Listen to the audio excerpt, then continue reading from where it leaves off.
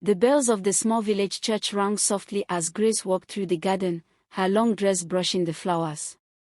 She was young, beautiful, and kind-hearted, but her heart was not at peace. 6 men had come to ask for her hand, each one promising love, each one claiming to be the right choice. The village whispered about it every day. Who will Grace choose? There was Daniel, wealthy and confident, with gifts of gold and silk. There was James, tall and handsome, with words sweet as honey. There was Peter, full of jokes and laughter, who could make anyone smile. There was Samuel, gentle and quiet, with eyes that carried secrets. There was David, strong and proud, admired by many for his boldness. And then there was John, simple and unnoticed, who brought no riches, no promises, only his steady heart. Grace's mind was troubled. She prayed, she thought, she cried in silence. She wanted more than wealth, more than beauty, more than charm. She wanted a love that would last, a man who would see her soul.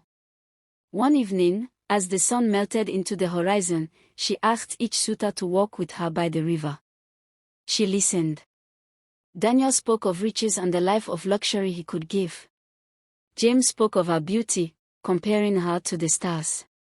Peter made her laugh until tears filled her eyes, but when the laughter ended, her heart felt empty.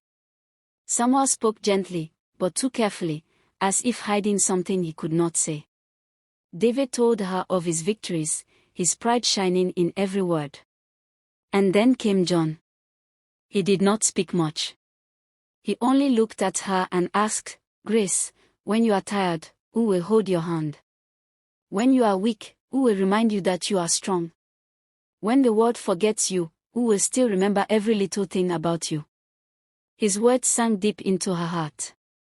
That night, Grace lay awake, replaying every conversation. And she realized, wealth fades, beauty changes, laughter comes and goes, pride rises and falls, but a heart that truly cares never leaves. The next morning, the village gathered, waiting for her answer. Grace stood before them, her hands trembling, her eyes glistening with unshed tears. One by one, the suitors waited, their hearts racing. Finally, she turned to John. "I choose you," she whispered. Gasps filled the crowd. Some were shocked, some confused. Why would she choose the simplest man of them all? But Grace's smile told the truth. She had not chosen gold or pride or charm. She had chosen love that was quiet but true, love that would walk beside her when no one else did. As she placed her hand in John's, her heart felt light for the first time. And in that moment, she understood, sometimes the greatest treasure is hidden in the simplest soul. And so Grace found her forever, not in the man who shone the brightest, but in the man who held her heart with gentle, unwavering hands.